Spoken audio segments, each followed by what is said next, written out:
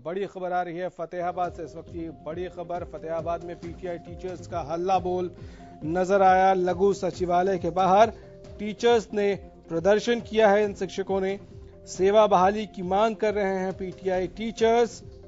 प्रदर्शन के दौरान पीटीआई टीचर्स ने अपनी गिरफ्तारी भी दी है, जेल भरो, इसी मकसद के साथ उन्होंने आज का ये कार्यक्रम किया था। सर्व कर्मचारी संघ भी प्रदर्शन में शामिल हुआ और पुलिसकर्मियों और टीचर्स के बीच धक्का मुक्की भी कुछ जगहों पर हुई है, ये भी खबर मिल रही है। फतेहाबाद में पीटीआई टीचर्स का हल्ला बोल नजर आया। लघु सचिवालय के बाहर टीचर्स का प्रदर्शन। दरअसल 1983 टीचर्स को सुप्रीम कोर्ट के आदेश के बाद हटा दिया गया था और उनका आरोप है कि सरकार की तरफ से पैरवी उतनी पुख्ता तरीके से नहीं की गई जिस तरीके से होनी चाहिए। कर्मचारी चयन आयोग ने गलत डेटा उपलब्ध करवाया, इस वजह से उनकी नौकरी गई है।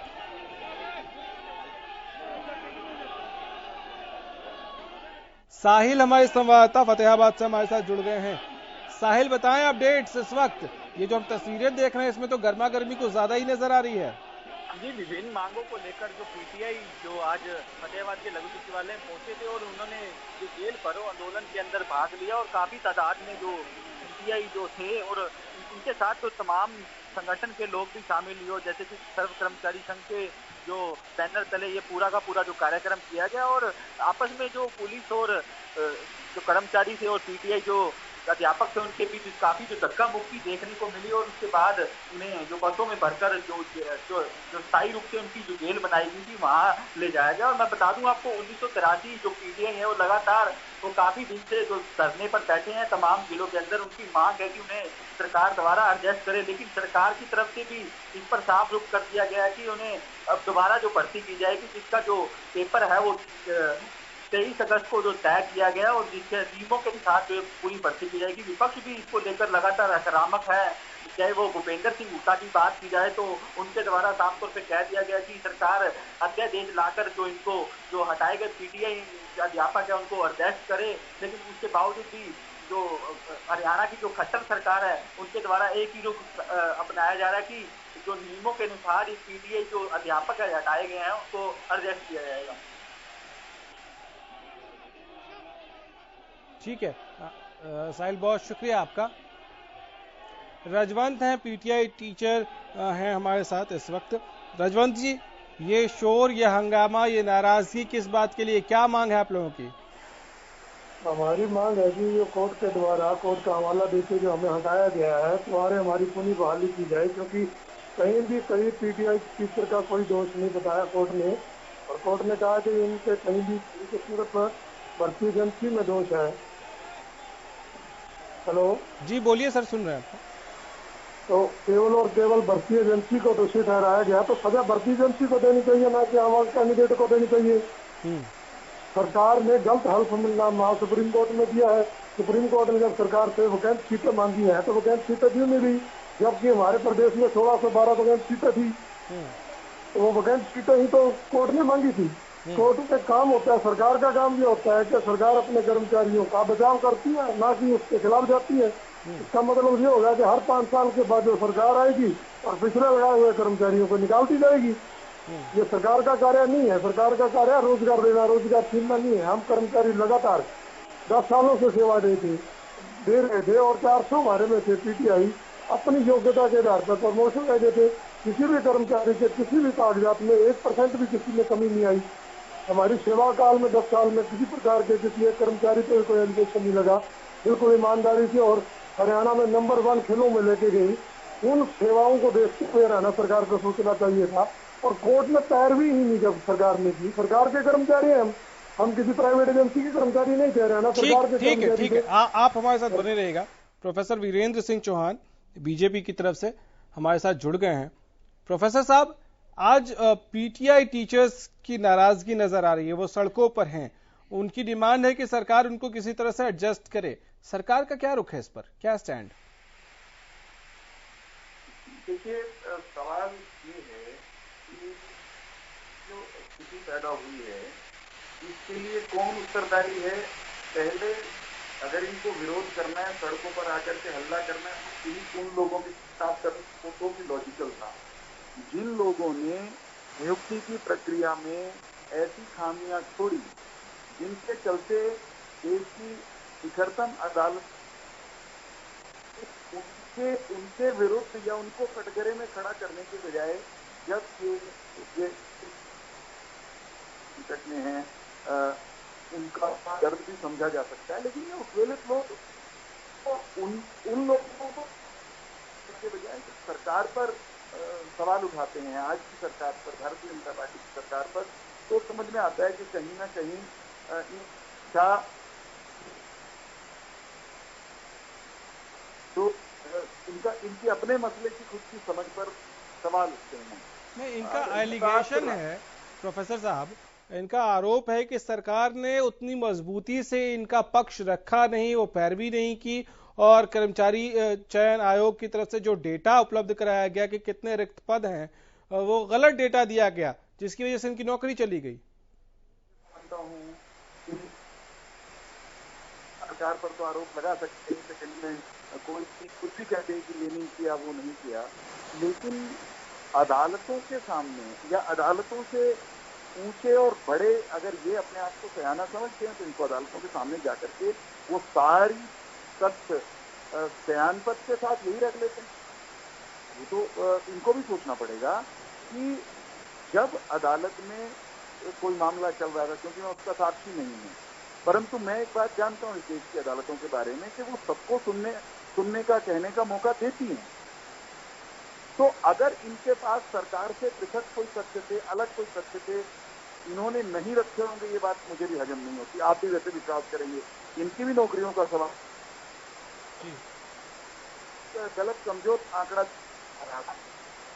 ठीक है, अभी क्या इनके प्रदर्शन के बाद सरकार कुछ कंसिडर करेगी, क्योंकि विपक्ष कह रहा है कि अध्यादेश लाकर सरकार इनको बचा सकती है या सरकार इनके लिए कुछ सोच सकती है?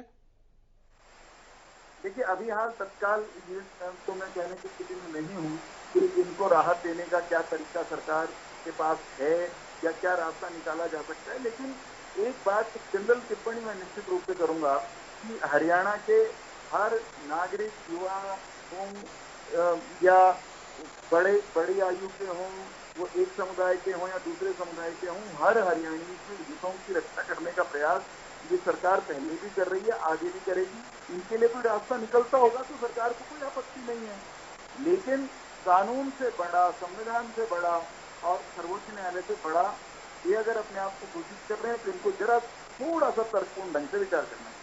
ठीक है, विपक्ष के लिए क्या कहेंगे? विपक्ष आरोप लगा रहा है कि सरकार चाहे तो एडजस्ट कर सकती है।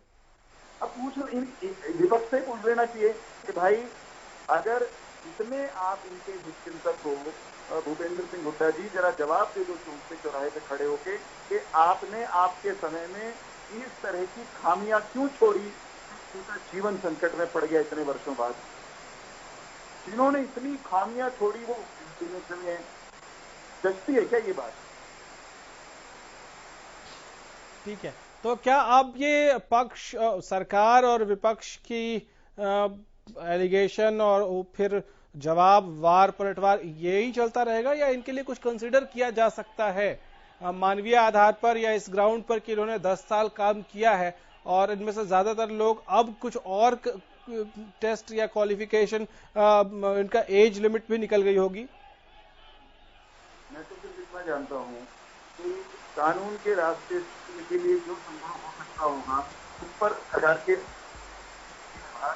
विचार करेंगे, क्योंकि एक सरकार की काम करने की शैली रहती है और हम किसी के विरुद्ध नहीं हो सकते।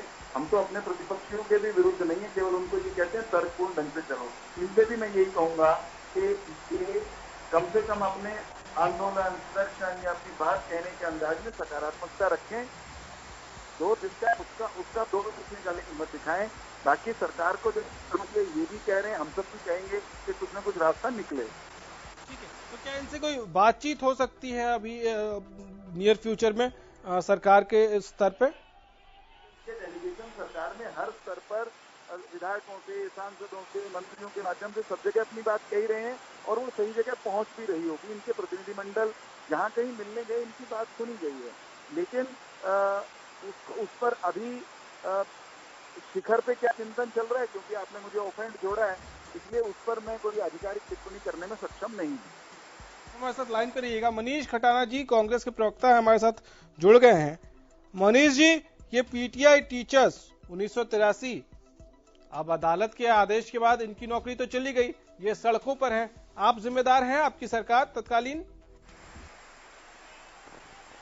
हेलो मनीष जी, आवाज मिल रही है? हाँ जी, आपकी आवाज तो आ रही है, डिस्टर्बेंस है। 1983 जो ये पीटीआई टीचर्स आज सड़कों पर हैं, इनके परिवार के लोग सड़कों पर हैं, क्या कांग्रेस जिम्मेदार है इसके लिए या नहीं? देश में आज जो आर्थिक व्यवस्था खराब है उसके लिए भी ये हमें जिम्मेवार मानते होंगे। जो कोविड के टाइम में जिस तरीके से लॉकडाउन इनकी सरकार ने करा उसके लिए भी जिम्मेवार हम हैं। आज देश में बेरोजगारी प्रदेश में हमारे जो सबसे चरम सीमा पर है उसके लिए भी हम जिम्मेवार हैं। सवाल कुछ भी पूछो, एक रिकॉर्डेड रिकॉर्ड है आप लोगों के पास, वही बजने लग जाता है क्या? तो क्या उसके लिए भारतीय जनता पार्टी जिम्मेवार थी? और आज जब काम नहीं है, फैक्ट्रियां बंद हैं, लोग बेरोजगार हैं, तो इसके लिए कांग्रेस को जिम्मेवार मानते हैं। इनको शर्म आनी चाहिए। मनीष जी, मैंने वो सवाल ही नहीं पूछा है जो आप जवाब दे रहे हैं। कोई भी मैं ये पूछ रहा हूँ कि 1983 जो पीटीआई टीचर्स हैं जिनको अदालत के आदेश के बाद बाहर का रास्ता दिखा दिया गया है, क्योंकि ये भर्ती प्रक्रिया में जो दोष था उसकी वजह से इनको बाहर किया गया, इनके मेरिट पर किसी ने सवाल नहीं उठाया है, तो क्या ये आपका दोष नहीं है, आपका कसूर नहीं है कि सरकार ने भर्ती प्रक्रिया जो है वो सुनिश्चित नहीं की कि वो पुख्ता रहे?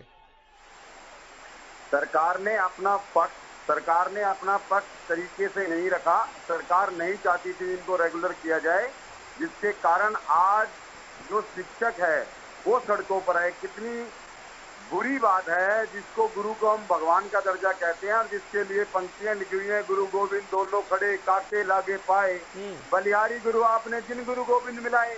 आज वो गुरु सड़कों पर है। इनके साथ छल किसने किया, धोखा किसने किया इनके साथ? की नौकरी कर आज वो कहाँ पर जाएगा? मनीष जी, उसके घर में चूल्हा चक्की जलाने के लिए राशन नहीं है। मनीष जी, धोखा इनके साथ किसने किया? बीजेपी ने किया या आपने किया? हमने तो चूल्हा जलाने का काम करा और इन्होंने चूल्हे में पानी डालने का। ठीक है प्रोफेसर साहब, एक मिनट मनीष जी, एक मिनट मनीष जी, बीजेपी का पक्ष लेते हैं। प्रोफेसर साहब ये कह रहे हैं कि इन्होंने चूल्हा जलाया, आपने चूल्हे में पानी डाल दिया। मुझे देखिए जो है वो इस तमाशे को जो ये किया मनीष जी ने अलीगढ़ करके जुमले जोड़ के वो सबने देखा है। ये इतने बदलाव हुए कि इनको ये अनुमान नहीं है कि सवाल क्या पूछा जा रहा है, जवाब क्या देना है। और ये चूल्ही जलाया दिल्ली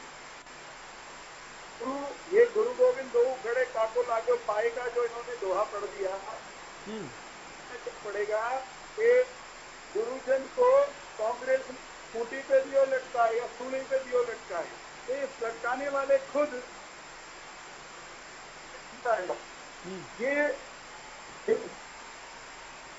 गलत तरीके से नियुक्तियां करने के या प्रक्रिया को अपवित्र करने के वो हमको दे रहे हैं और इसको निर्लज्जता कहूंगा मैं। तो ये बेचैनी की इंतहा हद है कि ये अपने पाप कर्म का कुकर्म का ठीकरा हमारे सिर पर फोड़ रहे हैं। मनीष जी, आप लोगों ने भर्ती प्रक्रिया जो है वो दुरुस्त रखी होती, वो ठीक होती, तो ये दिन तो देखने नहीं पड़ते। तो फिर मौजूदा सरकार पर भी आरोप लगाने की नौबत नहीं आती कि उन्होंने पैरवी की कि नहीं की, उसकी जरूरत ही नहीं पड़ती। मनीष जी आवाज मिल रही है आपको?